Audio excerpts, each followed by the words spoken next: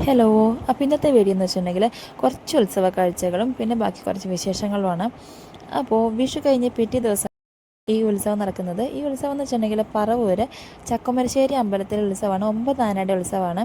പിന്നെ തലപ്പൊക്കത്തോട് കൂടിയിട്ടാണ് ഉത്സവം ആരംഭിക്കുന്നത്. അപ്പോൾ കുറച്ച് ഉത്സവ കാഴ്ചകളൊക്കെ കണ്ടിട്ട് അങ്ങനെ പിന്നെ നമ്മളുടെ നാട്ടിൽ വരുമ്പോൾ നമ്മളുടെ സ്വന്തക്കാരും നമ്മളുടെ നാട്ടുകാരൊക്കെ കാണുന്നത്. പിന്നെ ഉത്സവത്തിൻ്റെ വീഡിയോ ഞാൻ എടുത്തിട്ട് എനിക്ക് ചെണ്ട കൊട്ടുന്ന സൗണ്ടൊക്കെ കേൾപ്പിച്ച് വീഡിയോ ഇടണമെന്നുണ്ടായിരുന്നു. പക്ഷേ എനിക്ക് ഈ ചൂടുവെള്ളത്തിൽ വീണ് വെച്ച പച്ചവെള്ളം കണ്ടാൽ പേടിക്കുമെന്ന് പറയില്ലേ. അപ്പോൾ ഈ കോപ്പിറൈറ്റിന് പേടിയുള്ളതുകൊണ്ട് ആണ് ഞാൻ ഈ വീഡിയോൻ്റെ ഒറിജിനൽ ഓഡിയോ ഇടാത്തത് കേട്ടോ. അപ്പോൾ ഒരു പ്രാവശ്യം ഒരു കോപ്പിറൈറ്റ് കിട്ടിയിരുന്നു. ഞാനിതിന് മുന്നേ ഒരു ചെണ്ടമേളം ഇട്ടിട്ട് എനിക്കതിന് കോപ്പിറൈറ്റ് കിട്ടി. അപ്പോൾ കോപ്പിറൈറ്റ് കിട്ടിയിട്ട് വേറൊന്നും ചെയ്തില്ല, കാരണം എനിക്ക് വേറെ ഒന്നും ചെയ്യാൻ അറിയില്ല. അപ്പോൾ അതുകൊണ്ട് ഞാൻ നേരെ ആ വീഡിയോ ഡിലീറ്റ് ചെയ്തിരുന്നു. ഇപ്പോൾ ഇങ്ങനെ പുറത്തേക്ക് പോയിട്ട് ഇങ്ങനെ ഒരു പാട്ടോ അല്ലെങ്കിൽ എന്തെങ്കിലും ഇങ്ങനെ വീഡിയോസൊക്കെ ഇടാനായിട്ട് എനിക്ക് പേടിയാണ്, കോപ്പിറൈറ്റിൻ്റെ ഇഷ്യൂ ഉള്ളതുകൊണ്ട്. അപ്പോൾ ഉത്സവമൊക്കെ എല്ലാവരും ഇങ്ങനെയൊക്കെ ചെണ്ടമേളത്തിൻ്റെ സൗണ്ടില്ലാണ്ട് എൻ്റെ തന്നെ സൗണ്ട് മാത്രം കേട്ട് എല്ലാവരും കാണാം. ഇവിടെ തലപ്പൊക്കത്തിൻ്റെ മത്സരത്തിലാണ് കോലം കെട്ടുന്നത്. അപ്പോൾ നിങ്ങൾക്ക് ശ്രദ്ധിച്ചാൽ അറിയാം, ഈ ഉത്സവത്തിൽ നടുവേ നിൽക്കുന്ന ആനയും തൊട്ടടുത്ത് നിൽക്കുന്ന ആനയും മാത്രമേ കോലം കെട്ടിയിട്ടുള്ളൂ. അപ്പോൾ 3 ആന കോലം കെട്ടിയത് നടുക്ക് നിൽക്കേണ്ടതാണ് ആനപ്പന്തലിൽ. പക്ഷേ അങ്ങനെ കാണാത്ത എന്തുകൊണ്ടെന്നറിയാം. അപ്പോൾ രാവിലെ തലപ്പൊക്കത്തിൻ്റെ സമയത്ത് ചെറിയൊരു തർക്കം ഉണ്ടായിരുന്നു. അപ്പോൾ നമ്മുടെ പുതുപ്പള്ളി കേശവനും നമ്മുടെ ചിറക്കൽ കാളിദാസനുമായിരുന്നു തലപ്പൊക്കത്തിൽ മത്സരിച്ചത്. അപ്പോൾ മത്സരിച്ച സമയത്ത് പുതുപ്പള്ളി കേശവൻ 2 ആനയും ചിറക്കൽ കാളിദാസന് നല്ലപോലെ തന്നെ തല ഉയർത്തി നിന്നിരുന്നു. പക്ഷേ മത്സരത്തിൻ്റെ അവസാന ഘട്ടം വന്നപ്പോൾ നമ്മുടെ ചിറക്കൽ കാളിദാസൻ ചെറുതായി ഒന്ന് തുമ്പിയൊന്ന് പൊക്കിയിരുന്നു. അപ്പോൾ തുമ്പിക്കൈ പൊക്കുന്നത് ഈ തലപ്പൊക്കത്തിൻ്റെ നിയമത്തിൽ പറഞ്ഞിട്ടുള്ളതല്ല. അപ്പോൾ ആ തുമ്പിക്കൈ പൊക്കിയതിനെ തുടർന്ന് തന്നെ ആ തിടമ്പേറ്റുന്നത് മത്സരത്തിൽ നിന്ന് ചിറക്കൽ കാളിദാസൻ പിന്നിലേക്ക് പോയി. അപ്പോൾ ജയിച്ചത് നമ്മുടെ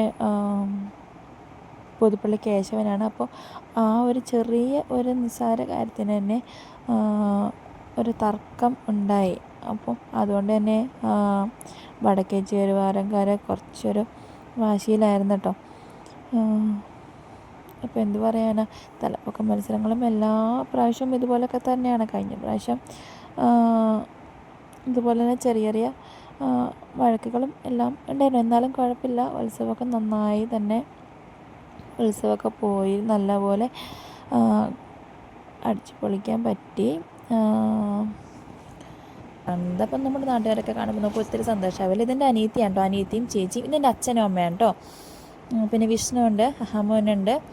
അപ്പോൾ അങ്ങനെ